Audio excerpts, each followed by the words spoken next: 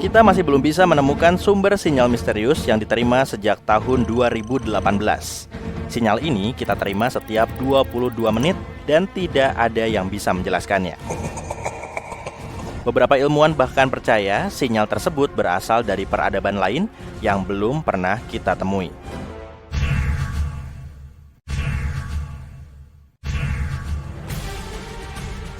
Sinyal radio asing ini tidak ditemukan oleh ilmuwan yang sedang menjalankan misi serius, melainkan oleh seorang mahasiswa yang sedang mengerjakan tugas kuliah.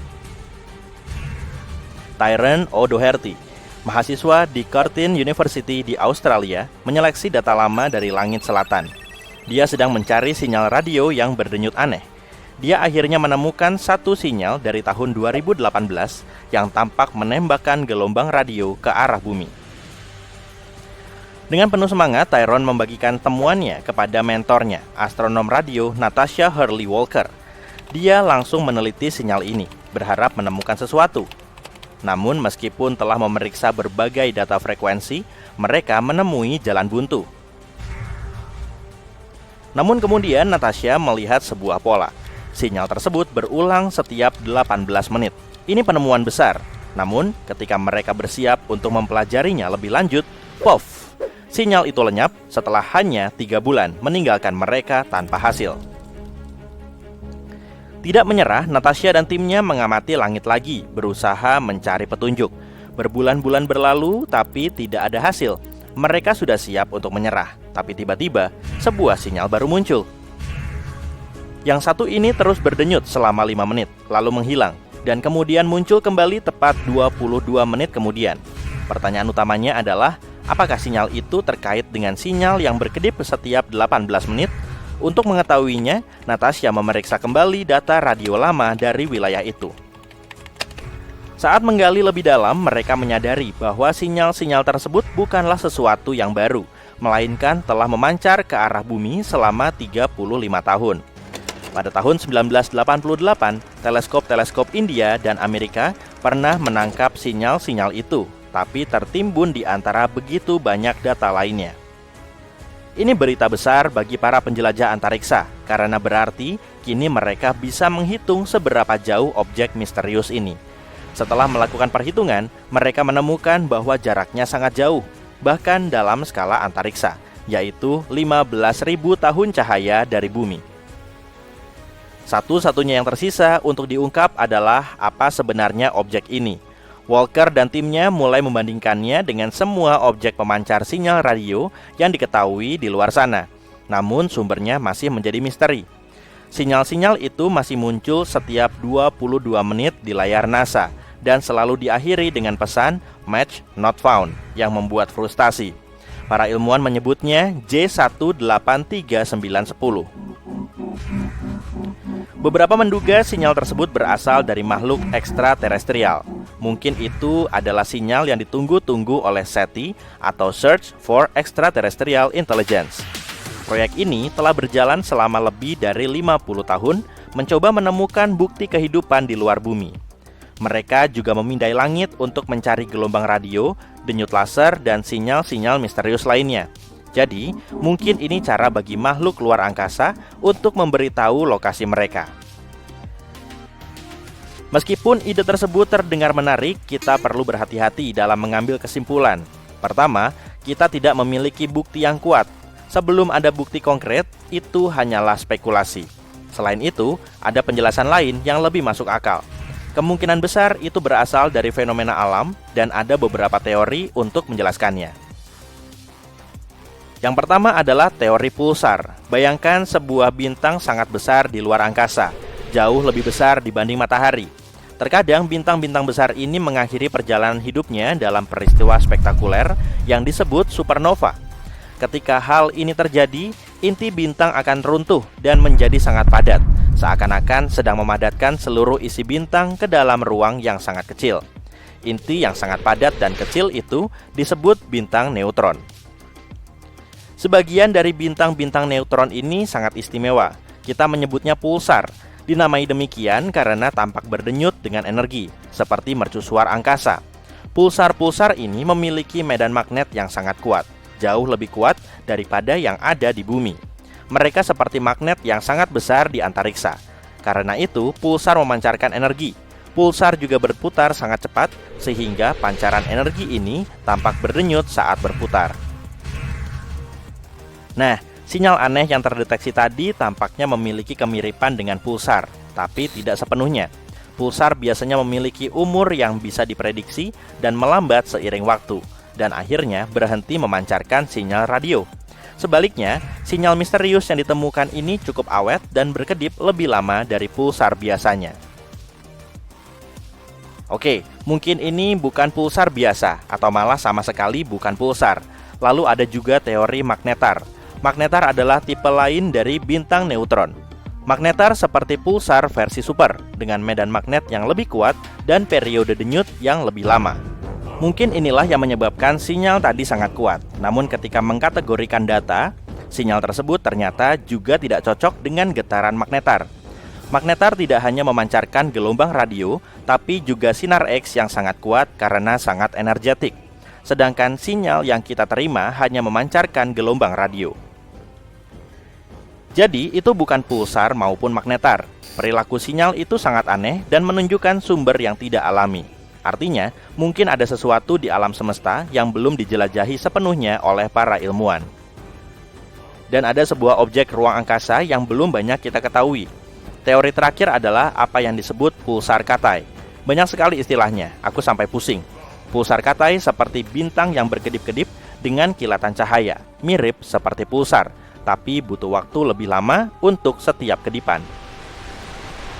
Biasanya katai putih merupakan sisa-sisa bintang yang lebih kecil. Katai putih tidak berkedip karena medan magnetnya tidak sekuat pulsar. Tapi ketika katai putih menjadi sangat besar, hampir sama dengan massa matahari, ia akan menjadi sangat padat dan mulai berdenyut dengan medan magnet yang kuat, seperti halnya pulsar.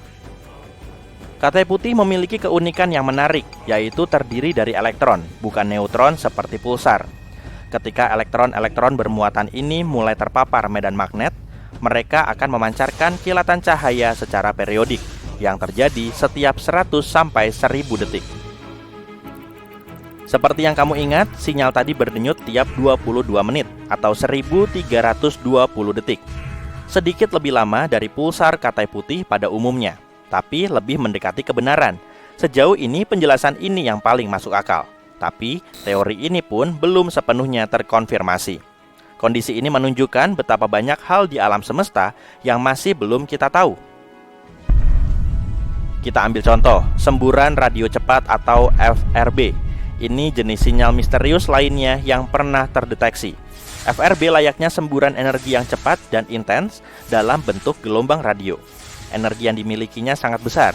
FRB begitu kuat sehingga kadang bisa lebih terang dari seluruh galaksi. Bayangkan ini, energi yang dilepaskan FRB selama beberapa milidetik setara dengan yang dilepaskan matahari dalam 3 hari penuh. Semburan ini terjadi di seluruh langit dengan frekuensi yang sangat besar, meskipun beberapa telah terdeteksi memiliki frekuensi lebih rendah. Setiap hari, kita menangkap sekitar 10.000 FRB secara acak di langit. Beberapa di antaranya berulang, tapi sebagian besar terjadi sekali lalu menghilang selamanya. Sayangnya, sebagian besar hanya berlangsung sepersekian detik, dan saat energinya sampai ke kita, energi aslinya sudah 1000 kali lebih lemah dibanding sinyal ponsel dari bulan. Inilah sebabnya meskipun sangat terang, masih banyak yang belum kita pahami tentang FRB. Kita masih berusaha mencari tahu apa yang menyebabkan terjadinya FRB. Bisa jadi FRB berasal dari sumber yang berbeda, seperti magnetar tadi, bintang yang bertabrakan, atau bahkan bergabungnya galaksi atau katai putih. Saat semburan ini melintasi antariksa, mereka mengambil informasi tentang lingkungan kosmik yang dilaluinya, seperti awan gas antar bintang. Namun sangat tidak mungkin bahwa FRB adalah pesan dari makhluk luar angkasa. Bukan hanya karena ada ribuan semburan setiap harinya di seluruh penjuru langit, tapi juga karena kita tahu sumber semburan ini pasti sangat energetik. Tetangga kita harus memiliki peralatan yang lebih kuat dari seluruh galaksi untuk itu. Tapi intinya, meskipun semua sinyal ini sangat menarik, masih banyak yang harus dipelajari tentangnya. Voyager 1 telah melintasi perjalanan ruang antar bintang selama lebih dari 45 tahun. Berarti mukanya udah kayak om-om ya? Hehe, canda. Om-om. Probe ini mulai mengirim sinyal aneh ke planet kita, tapi nggak ada tanda-tanda yang nunjukin kalau kondisinya telah rusak. Saintis dari NASA terus berusaha mati-matian untuk nyari tahu alasannya. Sebenarnya ada apa nih? Nah, sebelumnya aku mau ngebahas dulu soal Voyager 1 dan perjalanan panjangnya. Voyager 1 adalah pesawat luar angkasa milik Amerika Serikat. Para saintis dari NASA mengirimnya ke luar angkasa pada 5 September 1977. Voyager punya misi untuk menjelajahi Jupiter dan Saturnus sebagai planet luar di tata surya kita.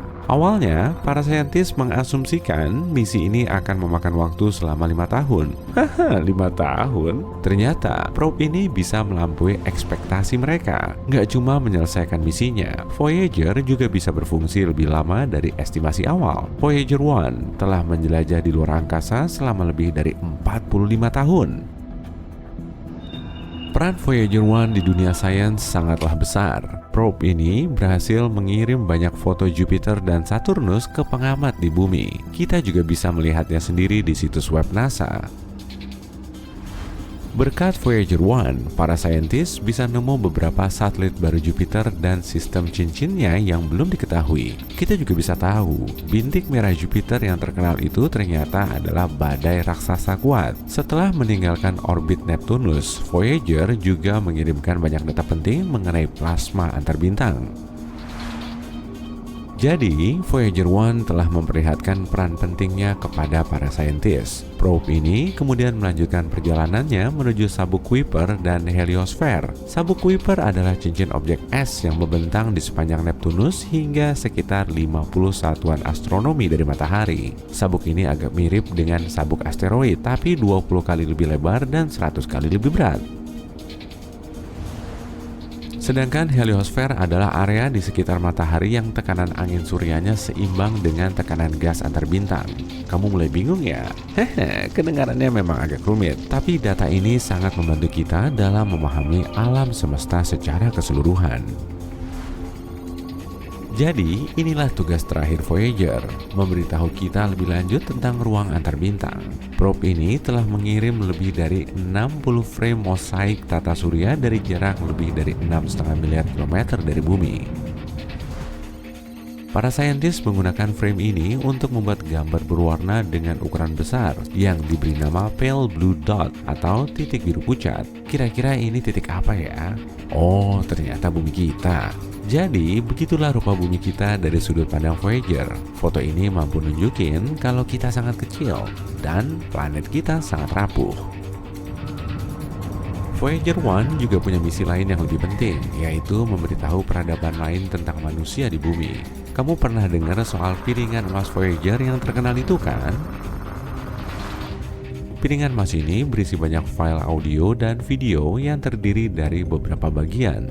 Bagian pertama berisi kata halo dalam 55 bahasa, termasuk bahasa kuno dan bahasa yang sudah punah.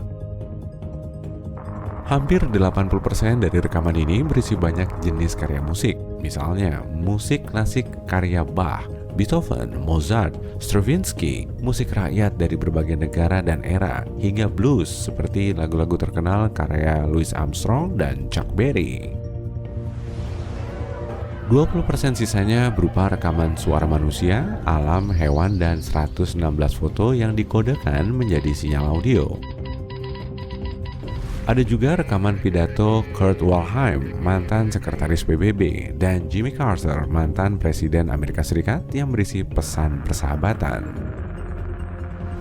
Selain rekaman, para ilmuwan juga nyiapin jarum pemutarnya, lengkap dengan gambar sederhana yang nunjukin cara pakainya. Mereka juga ngasih tahu cara mengubah pesan suara menjadi gambar. Di dalam piringan ini juga ada koordinat bumi yang terbuat dari peta pulsar. Koordinatnya nunjukin posisi matahari di galaksi Bima Sakti. Rekaman ini dibungkus dalam kotak aluminium berlapis emas untuk melindunginya dari radiasi dan debu kosmik. Sambil membawa piringan ini, Voyager 1 memulai perjalanan panjangnya. Jarak tempuhnya sudah lumayan jauh dan posisinya saat ini sudah sejauh 154 satuan astronomi dari kita atau sekitar 23 miliar kilometer. Karena inilah Voyager 1 menjadi objek buatan manusia yang letaknya paling jauh. Gelar ini awalnya disematkan pada misi Pioneer 10, tapi Voyager 1 berhasil menggesernya pada tahun 1998. NASA bisa dibilang untung besar karena Voyager 1 jauh melampaui batas masa pakainya. Bahkan saking kerennya, Voyager 1 telah menyalip saudara kembarnya, Voyager 2, yang diluncurkan ke luar angkasa 2 minggu sebelumnya. Voyager 1 bergerak dengan kecepatan 17 km per detik atau 56.000 km per jam. Mobil sport modern tercepat di dunia aja cuma bisa melaju dengan kecepatan 491 km per jam. Jadi, kecepatan Voyager 1 sulit dibayangin. Voyager 1 tengah melaju mendekati batas awan Oort atau lapisan hipotetis objek es yang mengelilingi tata surya. Para astronom belum mengonfirmasi keberadaannya, tapi mereka sangat yakin objek tersebut memang ada di situ. Bahkan beberapa saat lalu, fenomena lubang hitam pun cuma dianggap teori. Sayangnya, Voyager 1 nggak akan kembali ke tata surya kita. Probe ini mungkin akan terus berkomunikasi dengan bumi sampai tahun 2025 hingga akhirnya hilang kontak. Dalam waktu 300 tahun, Voyager 1 akan sampai di batas awan Oort. Dan setelah 30.000 tahun, ia akan meninggalkan tata surya. Dan pastinya kita juga akan meninggalkan dunia ini. Kalau perjalanannya lancar, 10.000 tahun kemudian, Voyager 1 akan terbang menuju bintang katai merah Gliese 445 di rasi bintang jerapah. Nantinya, probe ini mungkin akan terus terbang di sekitar Bima Sakti. Oke, sekarang kita bahas soal sinyal misteriusnya ya. Memangnya ada apa sih? Nah, jawabannya agak unik. Laboratorium Propulsi Jet NASA yang memantau dan mengendalikan duo Voyager melaporkan masalah ini pada bulan Mei 2022. Pesawat luar angkasa andalan kita ini tiba-tiba mengirimkan data aneh menuju bumi. Makanya para insinyur NASA mulai kebingungan. Pasti kamu mikirnya gini kan, palingan Voyager 1 udah mulai rusak tuh. Tapi kenyataannya nggak begitu. Voyager 1 masih berfungsi seperti biasa, bahkan masih bisa menerima dan menjalankan perintah dari bumi, serta mengumpulkan dan mengirimkan data ilmiah. Tapi AACS atau Attitude and Articulation Control Subsystem nggak nunjukin proses yang sebenarnya terjadi pada Voyager. Sistem ini mendukung orientasi probe di luar angkasa dan membantunya terus berkomunikasi dengan bumi.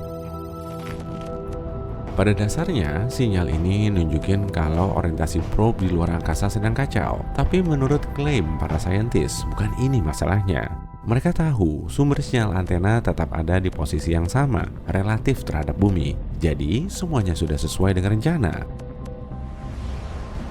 Masalah tersebut belum mengacaukan sistem perlindungan kesalahan di Voyager 1. Probe ini juga belum memasuki mode aman. Lalu, apa yang terjadi di luar angkasa sana? Ketua peneliti Suzanne Dodd mengatakan masalah ini sebetulnya bisa diprediksi, apalagi Voyager 1 sudah beroperasi selama 45 tahun. Para pakar menjelaskan proses di dalam probe memang masih menjadi misteri. Mereka nggak tahu pasti sumber data yang salah, dan pengaruhnya terhadap pengoperasian Voyager masih belum jelas. Suzanne Dodd menambahkan, masalah seperti ini bisa saja terjadi karena Voyager 1 berada di ruang antar bintang yang tingkat radiasinya sangat tinggi. Belum ada pesawat luar angkasa lain yang pernah sampai di tempat ini. Para saintis dari NASA mengatakan mereka akan terus memantau data dari Voyager 1 hingga masalahnya bisa teridentifikasi. Kalau mereka berhasil, tim manajemen akan berusaha memperbaikinya. Tapi kalau gagal, mereka harus beradaptasi dengan kondisi baru. Kalaupun masalahnya bisa ketemu, kemungkinan itu nggak akan cukup. Sinyal dari Voyager baru diterima setelah 20 jam 33 menit. Dan untuk meresponnya, mereka harus nunggu lagi selama itu. Seenggaknya Voyager 2 masih baik-baik aja. Posisinya saat ini berada di ruang antar bintang sejauh 20 miliar kilometer dari bumi. kita cuma bisa nunggu informasi terbaru sambil berharap agar masalahnya bisa terpecahkan.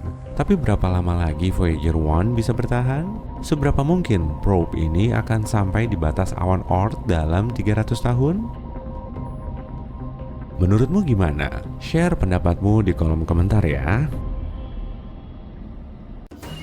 Deretan pesawat luar angkasa asing mulai masuk ke atmosfer bumi. Pesawat ini berseliweran di atas planet kita dan melewati sejumlah kota sampai bikin publik heboh. Tiba-tiba, pintu pesawat yang paling besar mulai membuka dan memperlihatkan makhluk asing dengan meniru bahasa kita. Dia bilang kalau mereka berasal dari bintang jauh Proxima Centauri. Hal seperti ini bisa aja terjadi loh. Para ilmuwan baru saja menangkap sinyal radio misterius dari bintang tersebut. Proxima Centauri adalah bintang yang paling dekat dengan tata surya. Jaraknya cuma 4,2 tahun cahaya. Maka, seberkas cahaya yang berasal dari bintang ini akan sampai di bumi dalam waktu 4,2 tahun. Perjalanannya sendiri setara dengan 270.000 kali jarak dari bumi ke matahari. Bintang Proxima Centauri akan kelihatan buram di langit malam kalau kita mengamatinya dengan mata telanjang. Tapi sistemnya ini juga menyimpan misteri. Kita cek langsung ke lokasi aja yuk, biar bisa mengamati sistemnya dari dekat. Sip, udah sampai di Katai Merah. Ukurannya 7 kali lebih kecil dari matahari dan beratnya 8 kali lebih ringan. Proxima Centauri 1,5 kali lebih besar dari Jupiter dan bobotnya hampir 150 kali lebih berat. Objek yang kita cari masih agak jauh nih. Planet Proxima Centauri b sangat mirip dengan bumi. Ukurannya cuma 10% lebih besar dari bumi dan lokasinya berada di zona laik huni bintang. Jaraknya sangat pas, jadi nggak terlalu jauh maupun terlalu mepet. Suhunya juga pas, nggak terlalu panas ataupun dingin. Airnya bisa aja berwujud cair kalau memang di situ ada air. Dengan begini, bentuk kehidupan akan bisa muncul dan berkembang. Mungkin peradabannya malah sudah cukup berkembang sampai bisa mengirim sinyal menuju bumi. Sinyal radio adalah bentuk gelombang yang memiliki panjang dan frekuensi. Para ahli juga bisa ngebedain antara sinyal buatan dengan sinyal alami. Sinyal yang tertangkap dari Proxima Centauri b punya frekuensi 982 MHz, sedangkan sinyal radio yang biasa kita dengarkan di dapur atau di mobil punya frekuensi sekitar 100 MHz. Makanya, para ilmuwan langsung menyimpulkan kalau sinyal tersebut buatan. Sinyal seperti ini mungkin telah digunakan di semesta yang berkembang. Kalau memang berisi pesan dari peradaban luar angkasa, para ahli perlu memecahkannya. Dan siapapun juga perlu menerapkan metode enkripsi yang paling sederhana. Manusia telah mengirimkan sinyal radio ke ruang angkasa yang juga dikenal dengan sebutan pesan Arecibo. Pesan ini terdiri dari 1679 digit. Bentuknya berupa persegi dengan 23 baris dan 73 kolom. Di dalamnya terdapat informasi tentang peradaban yang dilambangkan dengan kode biner. Di permukaan persegi ini, terdapat sistem angka yang kita gunakan dengan kode warna putih. Kalau yang ungu ini sebetulnya kunci untuk membaca isi pesan berikutnya. Nomor atom unsur hidrogen, karbon, nitrogen, oksigen, dan fosfor dilambangkan dengan sandi. Semua unsur ini sangat penting bagi terbentuknya kehidupan. Kalau si penerima sinyal bisa mengidentifikasi angka dan kunci ini, mereka akan bisa membaca pesan berikutnya. Warna hijau ini merupakan unit dasar rantai DNA kita. Di bawahnya terdapat rantai DNA. Kotak putih merepresentasikan jumlah pasangan DNA, sedangkan warna biru nunjukin bentuk rantainya. Selanjutnya ada gambar siluet manusia. Objek putih dan biru di sebelah kiri merupakan nomor kode tinggi rata-rata kita. Gambar manusia juga terdapat di ujung untai DNA agar peradaban luar angkasa bisa mengetahui wujud kita. Nah, kalau kotak putih di sebelah kanan ini nunjukin jumlah populasi kita saat pesan ini dibuat, yaitu sebanyak 4,2 miliar pada tahun 1974, hampir setengah kali dari populasi sekarang. Selanjutnya ada gambar tata surya. Kotak kuning besar ini adalah matahari, lalu diikuti semua planet di tata surya kita, termasuk Pluto. Saat itu, Pluto masih dianggap sebagai planet. Posisi bumi agak bergeser ke sebelah sini, agar peradaban luar angkasa bisa tahu asal pesan ini. Gambar terakhir berupa observatorium yang telah mengirimkan pesan ini ke ruang angkasa. Sinyal ini sudah dalam perjalanan menuju gugus bintang M13 sejauh 25.000 tahun cahaya dari bumi. Jadi, baru akan sampai di tempat tujuan 25.000 tahun lagi. Dan kita perlu nunggu 25.000 tahun berikutnya untuk dapat jawabannya. Kalaupun di luar angkasa sana memang ada peradaban yang menerima sinyal ini. Kalau sinyal dari Proxima Centauri juga berupa pesan, kita perlu waktu untuk memahami isinya. Oke, kita nyalain dulu komputer super canggihnya, lalu tunggu hasilnya. Tapi sinyal misterius lain juga pernah tertangkap di bumi. Para ilmuwan merekam sinyalnya. Wow! Aneh pada tahun 1977 yang diperkirakan berasal dari rasi bintang Sagittarius. Teleskop menangkap sinyal asing ini selama 72 detik. Lalu, peneliti yang mengamati cetakannya menyimpulkan kalau sinyal ini ternyata buatan. Dia menulis kata wow sebagai reaksinya. Saat dilakukan studi dan pengamatan lebih lanjut, sinyal ini malah nggak bisa terdeteksi lagi. Menurut beberapa teori, sinyal ini berasal dari pesawat luar angkasa yang melintas. Dan setelah jaraknya sangat jauh, kita udah nggak bisa lagi mendeteksinya. Tapi kemungkinan, sinyal ini dihasilkan di bumi, lalu diarahkan ke atas, tapi malah mantul ke objek di ketinggian, seperti pesawat, satelit, atau puing luar angkasa yang mengorbit bumi. Kemudian, sinyal ini tertangkap teleskop. Karena termasuk buatan manusia, panjang gelombang dan frekuensinya terbilang khas. Akibatnya, para ilmuwan bisa sangat kebingungan. Pada tahun 2017 lalu, mereka merekam suar di Proxima Centauri. Dalam 10 detik saja, bintang ini bertambah terang sampai 1000 kali lipat. Sebelumnya juga terdeteksi suar yang lebih lemah, tapi berlangsung sekitar 2 menit. Dengan suar ini, Proxima Centauri memancarkan radiasi yang sangat tinggi. Meski di planet pendamping bintangnya ada kehidupan, suar ini kemungkinan telah menghancurkannya. Angin bintang pasti sudah menghempaskan atmosfernya dan bikin permukaannya tak bernyawa. Dibanding bumi, total radiasi energi tinggi yang diterima Proxima Centauri B sebanyak 60 kali lebih besar, sedangkan radiasi sinar X-nya 400 kali lebih kuat. Para ahli kemudian memprediksi kemungkinan terbentuknya kehidupan di planet ini kira-kira 1:100 juta. Mereka memang belum tahu pasti kalau sinyal ini termasuk buatan atau alami. Tapi skenario soal pesawat luar angkasa yang mampir ke bumi kemungkinan besar nggak akan terjadi. Untuk mencari peradaban di luar angkasa, kita cuma bisa menggunakan gelombang radio. Dan karakteristiknya mirip bunyi berisik yang menyebar dari planet kita ke berbagai penjuru pada kecepatan cahaya. Kendala utamanya yaitu jaraknya sangat jauh. Galaksi Bima Sakti kita berdiameter 100.000 tahun cahaya. Di seberangnya, mungkin saja ada kehidupan. Jika kita mengirim sinyal radio ke galaksi tersebut, sinyalnya baru akan diterima 100.000 tahun kemudian. Lalu, kita baru bisa mendapatkan balasannya 100.000 tahun lagi. Mekanisme seperti ini mirip-mirip seperti menelepon orang lain. Manusia baru bisa membuat dan menerima sinyal radio pada abad ke-19.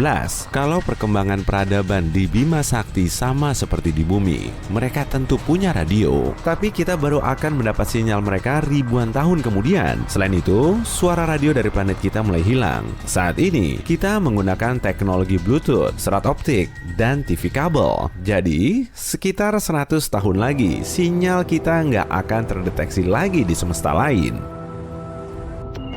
Yang justru lebih parah, peradaban di luar angkasa sana akan mengirim sinyal ke ruang angkasa kita. Meski sinyalnya mencapai bumi, kita belum punya teknologi yang bisa mendeteksinya. Semesta yang pengirimnya sudah maju pesat, tapi sinyalnya menghilang. Kita mungkin menangkap sisa gelombang radio yang melintasi alam semesta, tapi udah telat masang antena.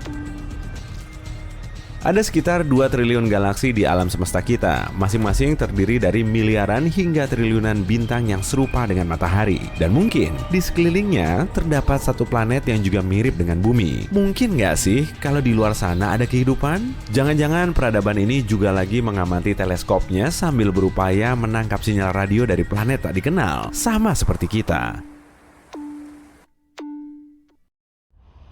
Woi, bangun woi. Jangan tidur dulu, dengerin deh. Ada sinyal FM 5 detik yang berasal dari salah satu satelit Jupiter. Kamu langsung meraih ponsel untuk memberitahu rekan-rekanmu. Mereka keheranan saat mencerna informasi darimu dan bergegas menuju ke lab. Selama bertahun-tahun, kamu telah bekerja sebagai ilmuwan di probe Juno yang menjelajahi Jupiter. Tapi baru kali ini kamu bisa mengamati fenomena seunik ini.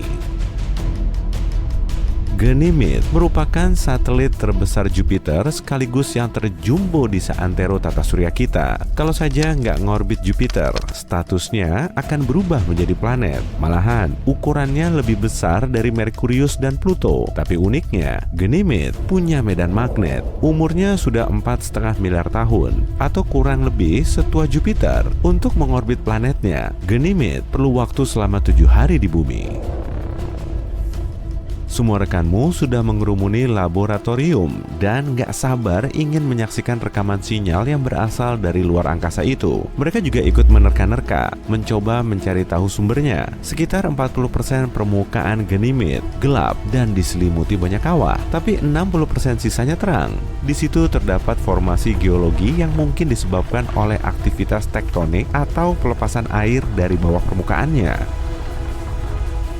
Para ilmuwan telah mendeteksi lapisan oksigen tipis yang terperangkap di atmosfer Ganymede. Suhu di sana sangat dingin, yaitu antara minus 110 sampai minus 130 derajat Celcius. Mereka juga masih belum tahu banyak soal aktivitas dan jenis unsur kimia yang tersimpan di dalamnya. Kemudian, beberapa rekanmu mencoba mensimulasikan kondisi yang sama seperti saat bunyi ini ditransmisikan, lalu menunggu sampai berjam-jam. Tapi hasilnya nihil.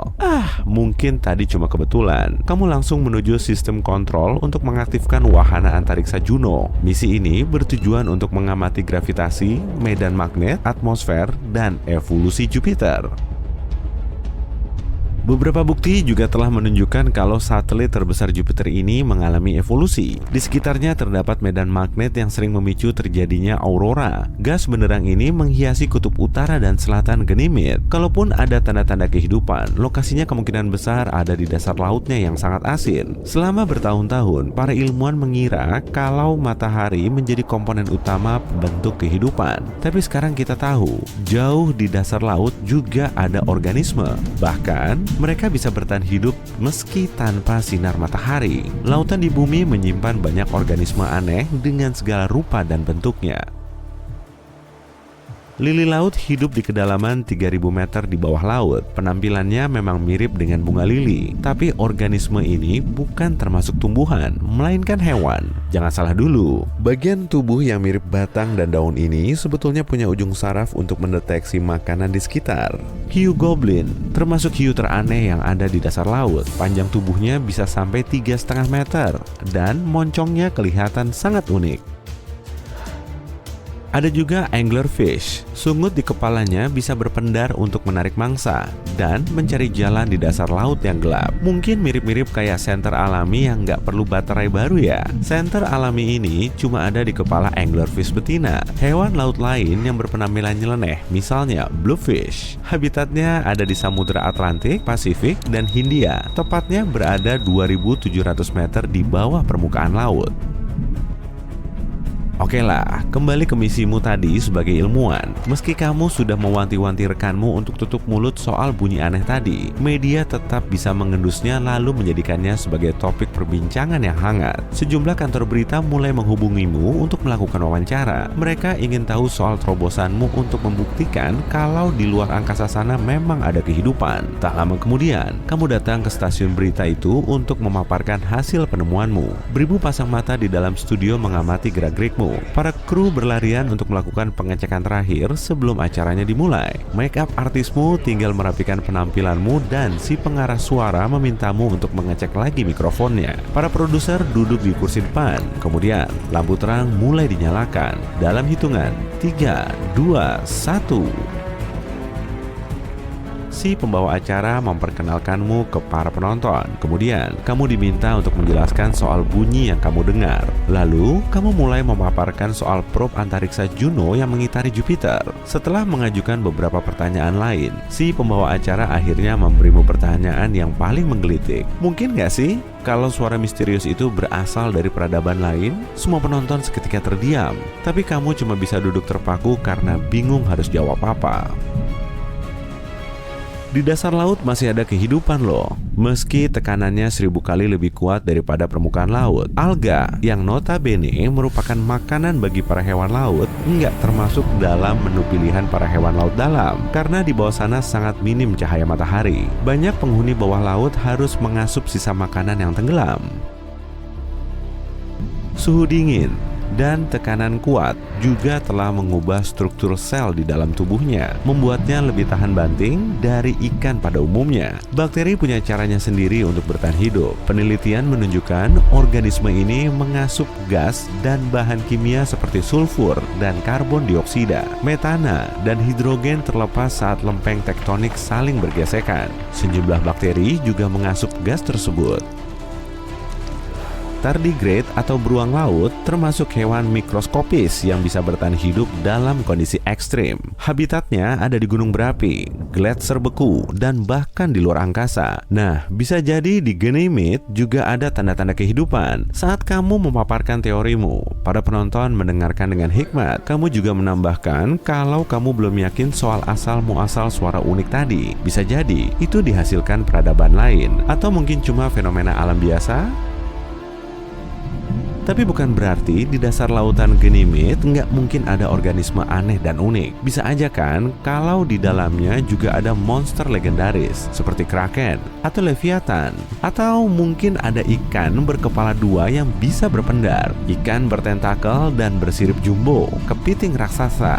Jenis bakterinya juga mungkin sebanyak di bumi. Dan kalaupun ada, tumbuhan di sana kemungkinan sangat kokoh dan bisa menahan suhu sampai 0 mutlak. Hewan yang mendiami satelit Jupiter ini juga mungkin sebesar paus biru atau sekecil plankton. Setelah wawancara, kamu kembali ke lab untuk mengecek rekamanmu lagi. Tapi di tengah perjalanan, ada poster yang menampilkanmu dan tulisan, "Memangnya kita nggak sendirian?" Widih, kamu sudah jadi orang terkenal tuh. Banyak orang mulai memotretmu dan undangan wawancara lain mulai berdatangan. Sejumlah perusahaan majalah sains juga berlomba-lomba untuk menjadikan potretmu sebagai foto sampul majalah mereka. Tiap kali di lab, kamu menunggu-nunggu suara itu muncul lagi. Tapi nihil, kamu juga mulai mengirimkan sinyal dari probe Juno agar bisa berinteraksi dengan sumber suara ini. Tapi semuanya sia-sia. Kamu tertidur lagi di meja kerjamu, tapi tiba-tiba kamu terbangun di tengah malam. Mungkin ada yang sudah kamu lewatkan? Setelah membuat kalkulasi lagi, kamu baru nyadar kalau jawabannya ternyata sudah ada di hadapanmu. Suara itu nggak berasal dari peradaban lain, tapi dari elektron. Tiap planet menghasilkan suaranya sendiri. Nah, suara ini terbentuk saat partikel bermuatan dari angin surya dan magnetosfer planet saling berinteraksi. Fenomena serupa juga terjadi di Ganymede. Elektron di medan magnetnya saling berinteraksi dengan cara yang aneh, kemudian ditangkap oleh probe. Akibatnya, sejumlah frekuensi yang kurang rata makin menguat. Duh, kamu jadi malu sendiri deh. Sebelum fajar menyingsing, kamu segera menghabarkan berita ini ke rekanmu. Agensi yang tadi mewawancaraimu segera bikin pernyataan resmi yang isinya peradaban lain nggak berinteraksi dengan kita. Kamu cuma bisa terduduk di ruang kerjamu sambil menunggu peristiwa yang selanjutnya bakal terjadi. Menurut prediksi, satelit Jupiter lain, Europa, juga bisa menyokong kehidupan. Di dalamnya terdapat inti besi, mantel, dan lautan asin yang volumenya mencapai 2 kali lautan di bumi. Dan sama seperti di Ganymede, lautan Europa berada di bawah kerak es. Para ilmuwan mengklaim kemungkinan Europa juga punya gunung berapi aktif dan sejumlah bakteri tahan banting. Dengan kandungan air, bahan kimia, dan sumber energi spesifik yang cukup, Europa bisa menghasilkan kehidupan. Tapi kemungkinan di sana cuma ada mikroba kecil.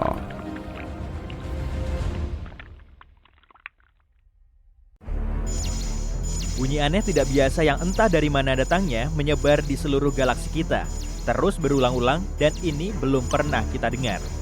Para ilmuwan menemukannya pada tahun 2020 dan ini tidak menyerupai energi apapun yang pernah mereka pelajari. Berbagai sinyal radio kuat dan terang muncul dari waktu ke waktu yang secara misterius menghilang dalam sehari. Sinyal ini tidak sesuai dengan profil objek ruang angkasa apapun yang kita kenal. Sinyal itu agak mengganggu dan lenyap begitu saja. Saat para ilmuwan mencoba mencocokkannya dengan beberapa teleskop lain, sinyal itu menghilang. Bintang-bintang bermassa rendah terkadang menyala dengan energi radio, tapi bukan, karena sebagian besar bintang-bintang ini disertai sinar X. Bintang-bintang sangat padat yang kolaps seperti pulsar dan magnetar juga bukan pilihan. Solusi terdekat yang mereka punya adalah kelas objek misterius yang kita kenal sebagai Galactic Center Radio Source. Ini adalah sumber sinyal radio yang menjadi terang dan bersinar dengan cepat. Sinyal itu rusak di dekat pusat galaksi kita dan bisa membantu mengungkap misteri alam semesta. Kalau kamu punya mobil terbang yang bisa naik dengan kecepatan 95 km per jam, kamu cuma butuh 1 jam untuk memasuki ruang angkasa. Bulan agak lebih jauh, yakni 400.000 km, sekitar 10 kali keliling planet kita. Itu artinya, perjalanan ke bulan akan seperti perjalanan keliling bola bumi 10 kali berturut-turut, yang akan makan waktu kurang dari 6 bulan. Perjalanan ke Pluto akan butuh waktu lebih dari 800 tahun. Proxima b adalah tetangga terdekat kita yang mirip bumi. Ini adalah dunia kecil berbatu yang mengorbit bintang terdekat dengan matahari kita. Eksoplanet ini mengorbit zona layak huni bintang ini, yaitu suatu area yang cukup jauh dari bintang apapun hingga memiliki kondisi sedang. Tidak terlalu dingin atau terlalu panas bagi keberadaan air dalam keadaan cair, paling tidak secara hipotesis. Jika kamu mencoba pergi ke Proxima b dengan kecepatan roket bulan Apollo, yaitu 40.200 km per jam, kamu butuh waktu 112.000 tahun untuk sampai di sana. Mungkin kamu tidak akan bisa bernapas di sana. Tak ada yang tahu apakah Proxima b punya atmosfer. Manusia mengeksplorasi alam semesta sepanjang waktu, tapi kita cuma bisa melihat sekitar 5% materi di atas sana. Dan Albert Einstein adalah orang pertama yang menyadari ruang angkasa hampa sebetulnya tidak kosong. Sisanya yang tidak bisa dilihat sebenarnya terdiri dari materi tak kasat mata, yang dikenal sebagai materi gelap, sekitar 27%, dipadukan dengan sesuatu yang disebut energi gelap, sebanyak 68%. Jika kamu coba menuang air di ruang angkasa, tentu saja di luar pesawat ruang angkasa, air akan segera mendidih atau menguap. Itu karena tidak adanya udara atau tekanan udara di ruang angkasa. Ketika tekanan udara turun, suhu yang biasanya kamu butuhkan untuk mendidihkan air juga turun. Dengan begitu, air jauh lebih cepat mendidih di puncak gunung daripada, misalnya, di permukaan laut. Di angkasa luar tidak ada tekanan udara, sehingga air bisa mendidih pada suhu yang sangat rendah. Para ilmuwan percaya, paling tidak ada beberapa miliar galaksi di luar sana. Kita tidak tahu jumlah pastinya, dan mungkin tidak akan pernah tahu. Tapi mereka mencoba memperkirakannya dengan menghitung berapa galaksi yang bisa kita lihat di area langit yang sangat sempit dan terbatas. Mungkin alam semesta tampak penuh dengan bintang dan planet di sana-sini. Tapi setidaknya di galaksi kita ada 100 miliar planet. Jika kamu mengisi balon dengan helium dan melepaskannya, kamu akan melihatnya melayang sangat tinggi. Balon itu akan naik memasuki atmosfer, tapi tidak akan sampai ke angkasa luar. Makin tinggi, makin tipis udara di atmosfer. Balonmu akan naik sampai titik di mana atmosfer di sekitarnya berbobot sama dengan helium di dalamnya. Itu akan terjadi pada ketinggian sekitar 32 km di atas permukaan tanah. Jadi, sejauh itulah balon helium bisa naik. Kita tidak benar-benar tahu sebesar apa alam semesta kita. Kita tidak bisa melihat tepinya, bahkan tidak tahu apakah alam semesta bertepi. Kita memakai teknologi untuk bisa melihat sejauh kira-kira 14 miliar tahun cahaya dari planet kita. Ini berarti kita bisa melihat diameter sekitar 28 miliar tahun cahaya, mulai dari lapisan terluar atmosfer yang berakhir pada ketinggian sekitar 960 km di atas planet kita. Meskipun ukuran alam semesta kita terus berubah dan makin besar seiring waktu. Merkurius adalah planet terdekat dengan matahari, jadi kebanyakan orang mengira planet ini yang paling panas. Tapi Venuslah planet terpanas. Venus adalah planet kedua terdekat dengan bintang pusat kita. Jaraknya dari matahari sekitar 48 juta kilometer lebih jauh dibanding Merkurius. Merkurius tidak memiliki atmosfer yang bertindak sebagai selimut penghangat dan membantu mempertahankan panas dari matahari. Venus memiliki atmosfer yang tebalnya tak terduga, sekitar 100 kali lebih tebal daripada atmosfer kita. Atmosfer Venus tidak memungkinkan panas keluar. Planet ini menahannya sehingga membuat Venus makin panas. Sebagian besar atmosfer Venus juga terdiri dari karbon dioksida yang dengan bebas membiarkan energi matahari masuk, tapi tidak begitu transparan untuk kehilangan radiasi gelombang panjang yang dilepaskan permukaan planet panas itu. Rata-rata suhu di sana sekitar 460 derajat Celcius, cukup panas untuk melelehkan kaleng. Suhu maksimal di planet tetangganya, Merkurius, adalah 420 derajat Celcius. Mungkin dalam 2 miliar tahun lagi, suhu di planet kita yang berharga ini akan terlalu panas bagi kehidupan. Seiring ratusan juta tahun berlalu, matahari kita akan terus bertambah panas dan terang. Akhirnya, suhunya akan begitu tinggi hingga lautan kita yang indah akan hilang. Karena lautan menghasilkan 70% oksigen yang kita butuhkan untuk hidup, maka tak akan ada lagi kehidupan. Semua ini berarti planet kita cuma akan menjadi gurun luas, seperti halnya Mars sekarang. Sebenarnya, diameter Pluto, mantan planet sangat jauh yang sekarang menjadi planet Katai, lebih kecil dibanding seluruh Amerika Serikat. Jarak terjauh di sana dari Maine ke California Utara, kira-kira 4.700 km. Sedangkan diameter Pluto cuma 2.371 km. Pluto sangat jauh, tapi tepi tata surya kita 1.000 kali lebih jauh daripada jarak ke planet Katai ini. Tapi para astronom menemukan banyak objek ruang angkasa yang mengorbit matahari kita yang jaraknya lebih jauh dibanding Pluto. Juga terdapat awan komet Oort yang jauhnya setengah tahun cahaya dari Pluto, yang juga 1.000 kali lebih jauh. Bintang neutron benar-benar berat. 1 sendok teh saja yang berisi bintang neutron beratnya akan mencapai 6 miliar ton. Bintang neutron adalah sisa-sisa dari bintang besar yang telah kehabisan bahan bakar. Bintang yang memudar ini meledak dan intinya berserakan. Tapi karena gravitasi, terbentuklah bintang neutron yang super padat. Biasanya, masa bintang seperti ini sampai 3 kali masa matahari. Tapi radiusnya cuma 9,65 km. Sebab ini adalah salah satu benda paling padat di alam semesta, setidaknya yang kita ketahui. Alam semesta mempunyai warna, dan warnanya itu semacam krem atau disebut juga cosmic latte. Alam semesta juga berbau. Baunya mengingatkan kita akan steak panggang atau logam panas. Setidaknya begitulah kata para astronot yang melayang-layang di ruang angkasa sana. Jika kamu ingin membuat pakaian antariksa, siap-siap aja kerja keras. Kita butuh 5.000 jam untuk membuat pakaian antariksa dan biayanya lebih dari 14 miliar rupiah. Pakaian astronot yang sangat bagus terdiri dari 11 lapis bahan dan beratnya sekitar 50 kg. Dan pakaian ini harus nyaman. Kamu butuh lebih banyak ruang di dalamnya, sebab tubuhmu akan memanjang sekitar 5 cm di ruang angkasa. Saat kamu sedang melayang-layang di antariksa, gravitasi bumi tidak berdampak kepadamu. Itu sebabnya tulang belakangmu memanjang dan sedikit rileks, yang artinya mungkin kamu akan 3% lebih tinggi. Untuk 180 cm, tambahannya akan sekitar 5 cm. Tapi tenang, ini tidak permanen. Begitu turun ke bumi, kamu akan menyusut lagi ke ukuran biasa dalam beberapa bulan. Kalau kamu mau ngobrol sama teman, sebaiknya jangan di ruang angkasa ya. Sebab di atas sana, bunyi sama sekali tidak merambat. Di sana, jarak antar molekul begitu jauh, sehingga getaran bunyi tidak bisa menjangkaunya. Yang secara otomatis berarti molekul itu tidak bisa bergetar. Film-film tidak akurat dalam hal ini. Tak seorang pun bisa mendengarmu berteriak di angkasa luar. Kita bisa dibilang hidup di dalam matahari.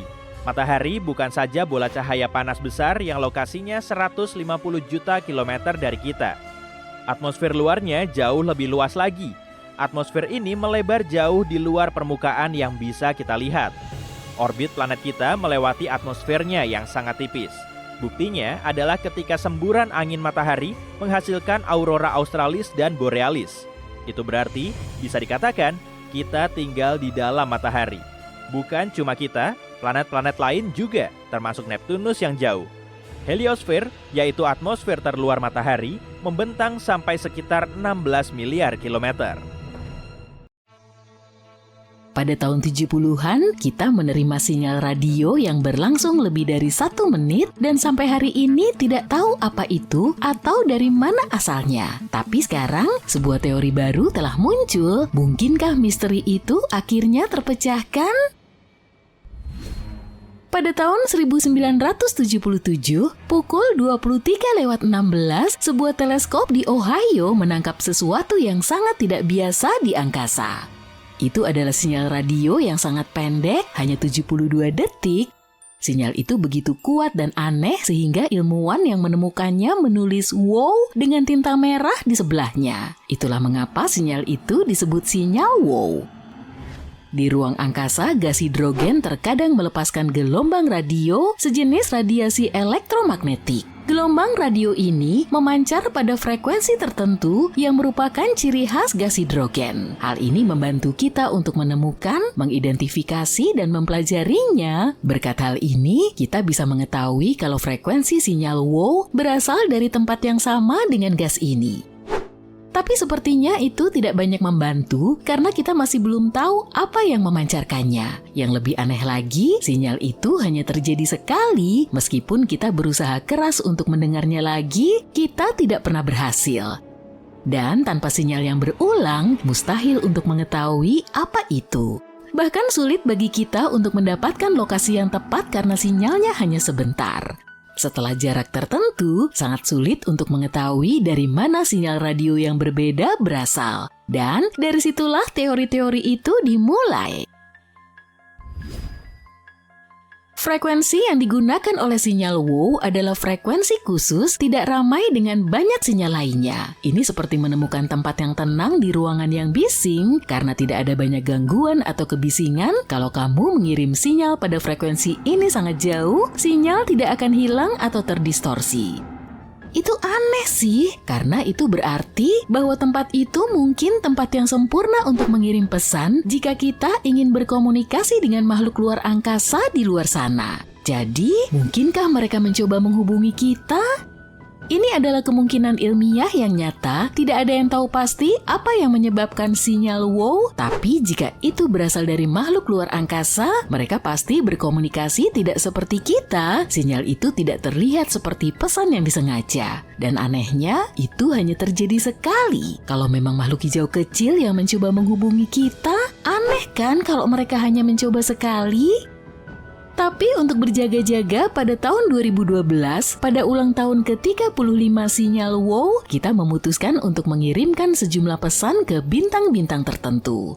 Kita menggunakan kode khusus untuk memastikan makhluk luar angkasa yang menerima pesan-pesan itu tahu bahwa pesan-pesan itu berasal dari makhluk cerdas seperti kita. Sebagian besar cerdas, kita bahkan menggunakan banyak tenaga untuk memastikan pesan-pesan itu bisa menjangkau jarak yang sangat jauh. Para ilmuwan telah menemukan banyak ide tentang dari mana sinyal wow berasal, tapi tidak ada satupun yang disepakati secara luas. Kita tahu pasti sinyal ini tidak berasal dari bumi. Suara-suara di bumi memang kadang mengganggu, tapi sinyal ini jelas berasal dari luar angkasa. Ada juga teori yang mengatakan bahwa sinyal tersebut mungkin terpantul dari sampah antariksa dan kembali ke bumi. Tapi kemudian kita menyadari persyaratan untuk hal itu terjadi sangat tidak mungkin. Salah satu gagasan yang mungkin adalah bahwa sinyal tersebut mungkin disebabkan oleh kelap-kelip di ruang angkasa seperti kelap-kelip bintang di langit. Namun meskipun itu benar, tidak menutup kemungkinan bahwa sinyal tersebut dibuat oleh sesuatu yang artifisial. Gagasan lainnya adalah sinyal tersebut bisa saja berasal dari sesuatu yang berputar seperti mercusuar. Atau mungkin itu adalah sinyal yang berubah frekuensinya dari waktu ke waktu atau hanya ledakan satu kali. Sudah 50 tahun sejak sinyal radio yang aneh tertangkap, tapi baru-baru ini sebuah ide baru tentang asal-usulnya muncul. Bayangin sebuah komet yang melesat di angkasa, meninggalkan jejak gas di belakangnya seperti ekor. Gas inilah yang bisa jadi kunci untuk memahami sinyal radio misterius yang menarik perhatian para astronom bertahun-tahun lalu. Salah satu astronom mengamati sinyal WOW dan berpikir bahwa sinyal tersebut mungkin berhubungan dengan komet bernama 266P/Christensen. Ya, itu cukup besar. Komet ini berjarak sekitar 1.800 tahun cahaya. Komet ini belum diketahui pada tahun 1977 ketika sinyal pertama kali terdeteksi. Tapi sekarang, komet ini bisa menjelaskan gelombang radio yang aneh. Komet bisa memancarkan gelombang radio saat mereka mendekati matahari, seolah-olah gas-gas di sekelilingnya mulai berdengung dengan energi. Dengungan ini mungkin yang dimaksud dengan sinyal WOW. Untuk menguji teori ini, kita menggunakan teleskop radio untuk mendengarkan gelombang radio dari komet-komet lain. Kita menemukan kalau sebagian komet memang memancarkan gelombang radio pada frekuensi yang sama dengan sinyal WOW. Kemudian kita mengarahkan teleskop ke komet khusus ini saat komet ini melewati bagian langit yang sama dengan tempat sinyal WOW terdeteksi. Gelombang radio komet itu bisa mencocokkan diri dengan sinyal tersebut. Meskipun komet tersebut tidak berada di tempat yang sama dengan sinyal, komet tersebut cukup dekat sehingga kita merasa ada sesuatu di sini. Sinyal ini mungkin juga disebabkan oleh awan hidrogen dari dua komet yang telah kita sebutkan dan komet lainnya yang bernama P/2008Y2. Siapa sih yang milih nama-nama ini? Tapi tidak semua orang yakin dengan ide tersebut. Ada yang mengatakan teori tentang dua komet yang menyebabkan sinyal tersebut tidak masuk akal karena komet biasanya tidak memancarkan gelombang radio seperti yang dibutuhkan untuk menjelaskan sinyal WOW. Selain itu, sinyal tersebut tidak berulang dan hanya terjadi sekali, yang mana hal ini cukup aneh kalau memang itu adalah komet. Komet itu menyebarkan gasnya ke area yang luas, jadi sinyalnya seharusnya bertahan lebih lama. Teleskop yang digunakan untuk mendeteksi sinyal seharusnya menangkap 2 kali dalam rentang waktu yang singkat. Tapi yang terjadi tidak seperti itu. Selain itu, komet tersebut tidak akan bergerak begitu cepat dari pandangan teleskop. Hal ini menunjukkan kalau kita perlu mempelajari lebih lanjut bagaimana dan mengapa komet memancarkan gelombang radio, khususnya pada frekuensi yang sama dengan sinyal WOW.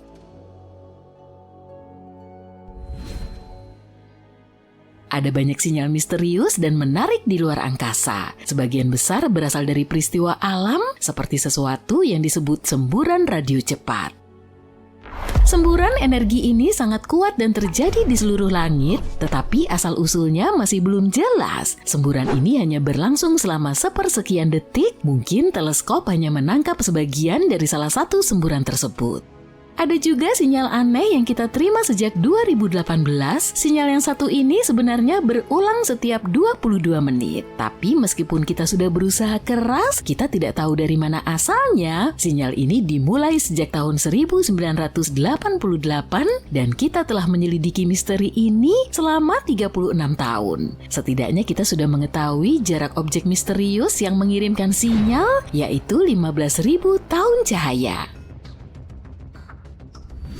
Beberapa orang berspekulasi bahwa sinyal-sinyal ini mungkin berasal dari makhluk luar angkasa yang mencoba berkomunikasi dengan kita. Tapi kita tidak dapat mengatakan dengan pasti tanpa bukti yang kuat. Hal ini masih bersifat spekulatif. Penjelasan lainnya adalah teori pulsar. Pulsar adalah bintang neutron yang memancarkan berkas energi mirip dengan sinyal yang kita amati. Tapi perilaku sinyal-sinyal tersebut tidak sepenuhnya sesuai dengan apa yang kita ketahui tentang pulsar. Ada juga teori magnetar yang menyatakan sinyal-sinyal tersebut bisa jadi berasal dari bintang neutron bermuatan super yang disebut magnetar. Tapi tidak satu pun dari teori-teori ini yang bisa menjelaskan perilaku aneh dari sinyal-sinyal tersebut. Mungkin ada fenomena baru yang belum ditemukan di alam semesta.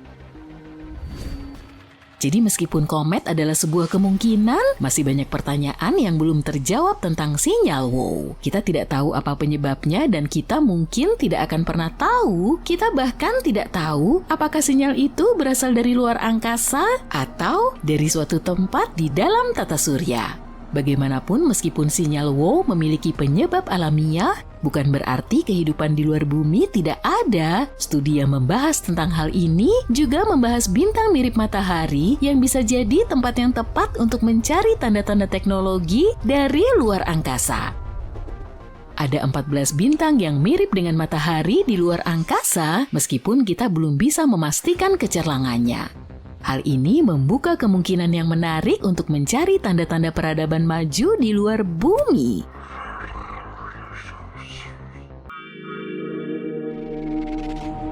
Di bulan, besi diawetkan dalam kondisi murni karena tidak ada oksigen. Besi tidak bisa berkarat di sana. Namun, beberapa minggu yang lalu, para ilmuwan menemukan hal tak terduga. Di wilayah tinggi satelit kita, besi teroksidasi dan benar-benar berkarat. Pada awalnya, temuan ini sangat membingungkan para astronom. Keberadaan karat mungkin berarti orang dapat bernapas setidaknya di area tertentu di bulan. Tapi kemudian penjelasannya muncul. Oksigen mungkin sampai ke batuan tak bernyawa dari bumi. Dengan tidak adanya atmosfer, angin matahari selalu mengenai bulan dan tidak ada yang dapat menghentikannya. Kobaran ini dapat mengambil beberapa oksigen dari lapisan atas atmosfer bumi dan membawanya sampai ke bulan. Molekul kemudian berhenti di titik tertinggi permukaan bulan. Itu akan menjelaskan kenapa logam tidak teroksidasi di jurang dan terutama di bawah permukaan satelit. Selagi kita membahas topik ini, bulan telah lama diyakini terbentuk sebagai hasil dari benturan yang sangat besar dengan bumi. Benda langit seukuran Mars bisa saja mendekati bumi dan membuat sebagian keraknya pecah. Puing-puingnya kemudian membentuk bola rapat yang pada akhirnya menjadi bulan. Tapi ada satu pertanyaan yang mengganggu para ilmuwan. Kerak bumi tidak kaya akan logam. Jadi kenapa bulan memiliki begitu banyak logam di dalamnya? Penelitian terbaru pada dasarnya menangkis teori utama itu. Jadi, pada tahun 2020, kita tidak tahu apa-apa lagi tentang keberadaan tetangga terdekat kita. Namun, ada kabar dari luar angkasa yang lebih jauh. Para astronom dari MIT mencatat sinyal berulang dari jarak 500 juta tahun cahaya.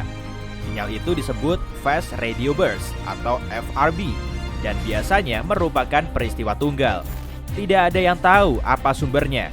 Tapi bisa jadi supernova atau semburan energi dari kuasar. Namun, sinyal yang berulang ini cukup menyeramkan karena teratur. Selama 4 hari, peralatan radio menangkap sinyal sepanjang waktu, lalu tiba-tiba berhenti. Tapi setelah 12 hari, pola yang sama dimulai. 4 hari sinyal radio konstan dan 12 hari lagi sunyi. Para astronom berhasil menemukan bahwa sinyal itu berasal dari galaksi yang berjarak 0,5 miliar tahun cahaya dari kita, tapi penyebabnya belum diketahui. Ini mungkin kuasar yang berputar atau lubang hitam supermasif, tapi teknologi alien juga tidak menjadi pengecualian. Omong-omong, mungkin ada sekitar 6 miliar planet mirip bumi di galaksi Bima Sakti saja.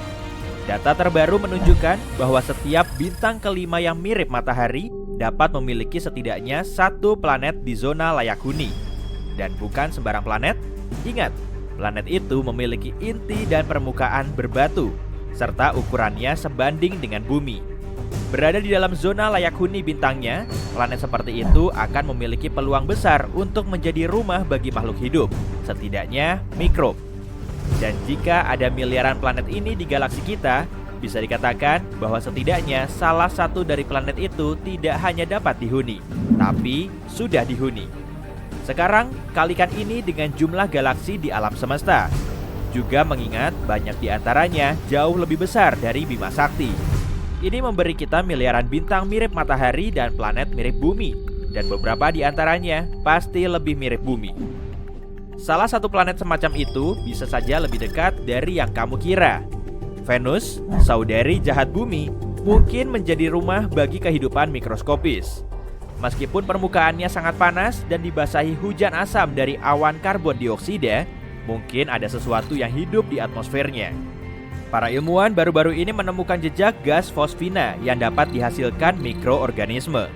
Dalam jumlah yang sangat kecil, gas ini dapat muncul dari benda non-organik. Tapi teleskop menemukan gas ini dalam jumlah banyak. Penemuan ini sangat mengejutkan karena Venus diyakini tak ramah untuk segala bentuk kehidupan.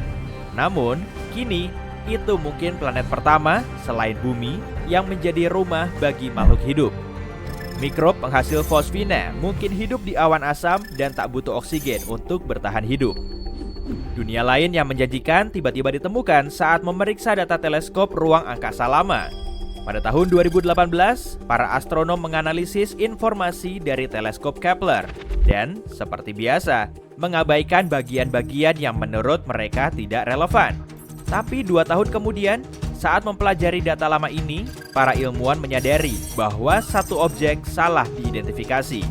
Ternyata, itu eksoplanet yang berjarak 300 tahun cahaya dari bumi dan sangat mirip sampai dikira kembaran bumi. Kepler 1649c hanya 6% lebih besar dari bumi dan kemungkinan terdiri dari mineral sama. Planet ini juga menerima cahaya dan energi dari bintangnya sebanyak yang kita terima dari matahari. Satu-satunya masalah untuk saat ini adalah bintang itu bisa terlalu sering berkobar sehingga membuat permukaan planet terlalu panas dan membakar atmosfernya. Namun, belum ada buktinya dan kita bisa memiliki planet yang berpotensi dapat dihuni dan jaraknya dekat dengan bumi. EU Microscopy atau singkatnya EUMIC pada dasarnya adalah tempat lahir sistem bintang baru yang dapat diamati secara langsung. Jaraknya sangat dekat, hanya 32 tahun cahaya dan bintangnya masih sangat muda, sekitar 150 kali lebih muda dari matahari. Dalam skala kosmis, ini seperti bayi baru lahir dan kamu masih dapat melihat awan puing yang berputar di sekitarnya dari saat ia lahir. Namun, rasa penasaran tak berhenti di situ. NASA menambahkan poster yang menampilkan EUMIC ke seri Galaxy of Horrors-nya karena planet yang mengorbit bintang tersebut. EUMIC B sangat dekat dengan mataharinya sehingga mengelilingi hanya dalam 8,5 hari. Karena masih sangat muda, bintang ini sering membuat ulah dan menyebabkan radiasi matahari besar menyerbu planet malang itu. Seperti yang kamu duga, tidak mungkin ada kehidupan dalam kondisi itu. Namun para ilmuwan senang menemukan sistem ini karena menjelaskan terbentuknya bintang dan sistem bintang. Kembali ke bumi sekarang. Perubahan iklim yang kita saksikan kemungkinan besar adalah bagian dari siklus alam. Peneliti dari Universitas California, Santa Cruz, telah menemukan pola variasi iklim bumi, dan itu terlihat seperti musim yang sangat panjang. Terkadang, keadaan ini bisa bertahan selama jutaan tahun, dan semuanya terkait dengan bagaimana posisi bumi relatif terhadap matahari. Musim itu dijuluki Ice House, Cool House, Warm House, dan Hot House, berdasarkan suhu saat itu. Selama 3 juta tahun terakhir, misalnya, planet kita berada dalam kondisi Ice House karena zaman es terakhir belum lama ini. Tapi tindakan manusia yang menambah efek rumah kaca telah mendorong kondisi iklim ke Warm House jauh lebih cepat daripada yang akan terjadi tanpa kita. Ketika akhirnya tiba, suhu keseluruhan bumi akan naik ke angka tropis, sesuai yang belum pernah dilihat planet ini selama lebih dari 50 juta tahun. Itu luar biasa. Air di bumi sebenarnya adalah teka-teki yang diselimuti misteri dan dipenuhi tanda tanya. Teori yang paling populer adalah air dibawa ke bumi oleh komet es dan asteroid yang tidak hanya meninggalkan kawah besar, tapi juga zat cair yang membuat kita bisa berkembang. Tapi, sekarang ada kemajuan baru yang menyatakan teori lain. Di ruang angkasa ada banyak sekali materi organik, dan dalam kondisi tertentu, ia bisa menghasilkan begitu banyak air sehingga cukup untuk mengisi lautan kita ribuan kali lipat. Para peneliti melakukan percobaan memanaskan materi organik ini dan memperoleh air serta minyak yang jernih.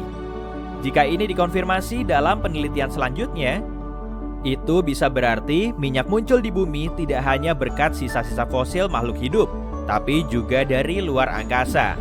Ingat asteroid besar yang menyebabkan kepunahan dinosaurus? Saat itu aku belum ada, tapi para ilmuwan mengatakan itu bisa disebabkan oleh sesuatu yang sama sekali berbeda. Setidaknya, satu kepunahan massal mungkin disebabkan oleh ledakan supernova yang sangat jauh dari planet kita. Sebuah ledakan bintang sekuat yang bisa kamu bayangkan menerangi bumi lebih terang dari matahari kelak. Dan tak lama kemudian, sinar UV dan kosmisnya mencapai lapisan ozon planet kita. Pada saat itu, tutup pelindung bumi terbakar habis, dan segala sesuatu yang ada di bawahnya menderita konsekuensinya.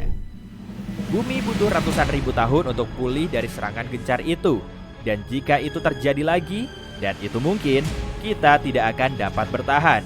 Untungnya, peristiwa terdekat seperti ini adalah ledakan Betelgeuse, dan bintang itu terlalu jauh dari kita untuk menimbulkan bahaya serius.